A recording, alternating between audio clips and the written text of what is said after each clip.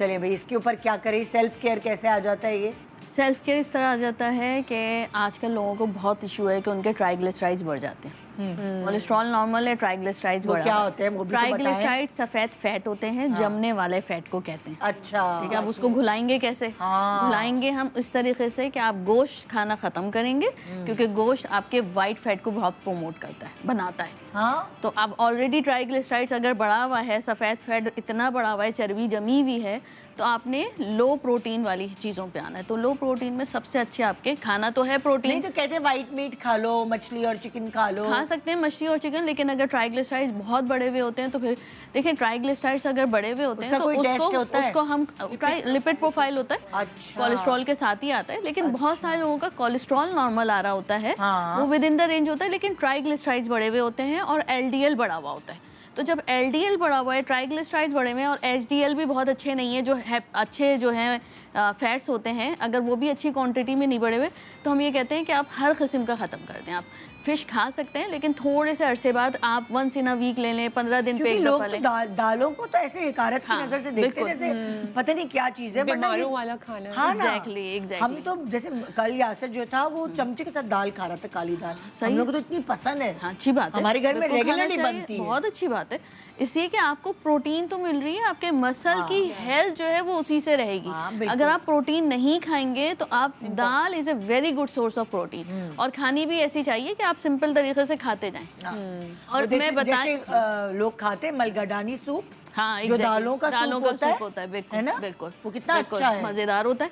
अब ये इसका रिलेशनशिप क्या है कि जब हम कैल्शियम स्कोरिंग कराते हैं तो आपकी आर्टरीज में, दिल की आर्टरीज में, वहाँ पे जो है वो प्लेक आ रहा होता है, यानी वहाँ पे आपका चर्बी जमी हुई होती है। ट्राइग्लिसराइड्स इतनी बुरी चीज़ होते हैं, तो वो कैल्शियम स्कोर्स भी बढ़े हुए होते हैं और ट्राइग्लिसराइड्स भी बढ़े हुए होते हैं। जब दोनों जाकर, अगर ये आपकी आर्टरी का साइड है, अंदर से ये आपके जगह है, तो ये यहाँ पे सारा जो है ये प्लेक जमा होता है। अब आप सोचें कि कहाँ से ब्लड फ्लो जाएगा, इसलिए हम दालों पे शिफ्ट करते हैं। इसीलिए मरीजों का खाना कहा जाता है इसे। तो मरीज बनना पड़ेगा, आप अपने ही लिए देखें, मरीज बन जाएं, ज़्यादा बेहतर है, बजाय ये कि डिपेंडेंट हो के आप मरीज बने। बिल्कुल।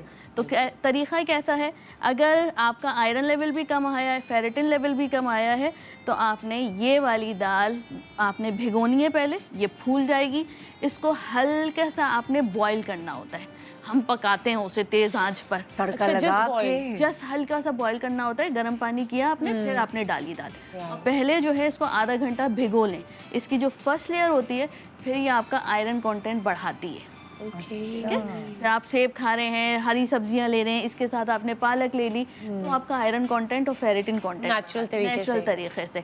इसी तरह जो है मूंग की दाल है, मूंग की दाल में को भिगोना आपने सारी दालों को है। देखिए, दालों के ऊपर एक लेयर होती है, वो आपकी फूलनी चाहिए। अगर वो नहीं फूलेगी, आपने ऐसे ही डाल दिया गर्म पानी में और उसको पकाने, वो लेयर ख़त्म हो गई, वो लेयर आपको मिली ही नहीं, तो फिर दाल खाने का कोई भी फ़ायदा नहीं है। ना आपको प्रोटीन कंटेंट मिला, जो कि लो उसमें है क्वांटिटी में, लेकिन है एटलीस्ट। तो हर सूरत में आपने 15 से 20 मिनट या आधा घंटा भिगोना है उसको, और फिर आपने पकाना है। पहली दफा ना वजह बताइए दाल भिगोने की, क्योंकि अक्सर हमें ये बताया जाता है दाल इसलिए भिगोते हैं ताकि वो जल्दी गल जाए।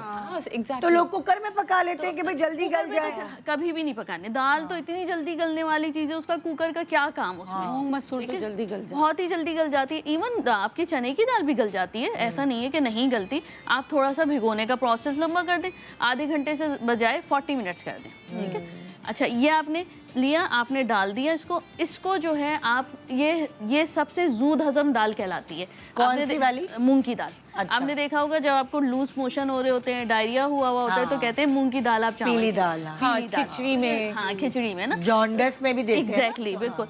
तो ये जूद हजम होती है, इजीली टू डाइजेस्ट होती है। और इसके साथ दूसरी चीज़ें जब आप कंबाइन करते हैं, तो ये जब कॉम्बो बनता है उसकी एब्जॉर्प्शन अच्छी होती है। जैसे आप गोश्त के साथ खाएंगे एक पीस बोटी के साथ, तो आपको B12 अच्छा मिलेगा, ये एब्जॉर्प्शन अच्छी। इसमें विटामिन B1 और B6 होता है। आपने गोश्त की एक बोटी ले ली, उसके साथ खाया, B12 मिल गया आपको। तो ये आप एक कॉम्बो है B कॉम्प्लेक्स का, आप बढ़ा सकते हैं इस तरह। आपकी इसीलिए मसल स्ट्रेंथ अच्छी होती है। ठीक है। इसी तरह जो है ये अरहर की दाल, इसको भी भिगोना बहुत ज़रूरी होता है। तो बहुत ज़्यादा भिगो आप इसको भिगाना ज़्यादा होता है, 1 घंटा कम से कम आप भिगाएंगे। इसकी वो फर्स्ट लेयर फूलेगी और फिर आपको इसमें जो है अमाइनो एसिड्स की क्वांटिटी बहुत अच्छी होती है, और जब ये अंदर जाकर जो है ये आपकी गट हेल्थ को बहुत इम्प्रूव करती है। ये आपका सेरोटोनिन लेवल इम्प्रूव करती है, आपके मूड्स को, डिप्रेशन, एंजाइटी के लिए बेहतरीन दाल होती है। तो इसलिए इमली के साथ इमली के साथ इमली के खट्टी चीज के साथ, मैं यही बोलने वाली थी। खट्टी चीज अचार के साथ, अच्छा। हाँ, अचार या जो है वो अरहर की दाल की खिचड़ी बनती है मेरे अब्बा के घर में, और शलजम के अचार के साथ उसको खाया जाता है। इसका मैकेनिज्म वो आपको प्रोबायोटिक का काम करती है, इसलिए गट हेल्थ को बहुत अच्छा रखती है। आप जब लेते हैं खट्टी चीज के साथ तो आकर जाकर प्रोबायोटिक्स का काम कर रही होती है। ये देखिए ना, ये हेल्दी बैक्टीरिया बनाती है, लॉजिकल मेडिकली हमें पता ही नहीं है। बिल्कुल बिल्कुल ऐसा ही है। और कहते हैं हम हमारे दाल खाने से भागते ऐसे हैं, हाँ। नहीं, हम लोग कहते हैं हमारे खाने ऐसे हैं, हेल्दी नहीं है, लेकिन ये देखिए अरहर की दाल की खिचड़ी, ये जो आप कह रहे हैं, बिल्कुल अचार के साथ या चटनी के साथ, खट्टी चीजों के साथ, इमली जरूर डालते हैं हम लोग इमली की चटनी, तो ये सब चीजें फायदेमंद है। ये अगर देखा जाए सिर्फ जबान का चटखारा नहीं है। बिल्कुल। अच्छा। इसी तरह चने की दाल आ जाती है। हाँ। चने की दाल में हाईएस्ट लेवल ऑफ प्रोटीन्स होते हैं, ठीक है, मतलब दालों के मुकाबले में मेरी हाईएस्ट फेवरेट है ये चने की। चने की दाल को आपने भिगोना जरूरी है, और इसके साथ आपने लहसुन और अदरक काट काट के डालना ताकि जरूरी है। ये गैस्ट्रिक होती है, गैस्ट्रिक भी होती है, लेकिन उसके साथ साथ जो आप प्रोटीन इसमें शामिल है, जो अमाइनो एसिड्स हैं, वो जब जिंजर के साथ जाते हैं तो वो आपको हाईएस्ट लेवल ऑफ जिंजरॉल होता है जिंजर में, बेसिकली वो आपको highest level of protein absorption कराते हैं, यानी आपको इजीली एब्जॉर्ब हो जाती है, मसल्स को जाकर स्ट्रेंथन करती है, तो एक जूद हजम भी हो जाती है, सर्कुलेशन को तेज करती है। बिल्कुल।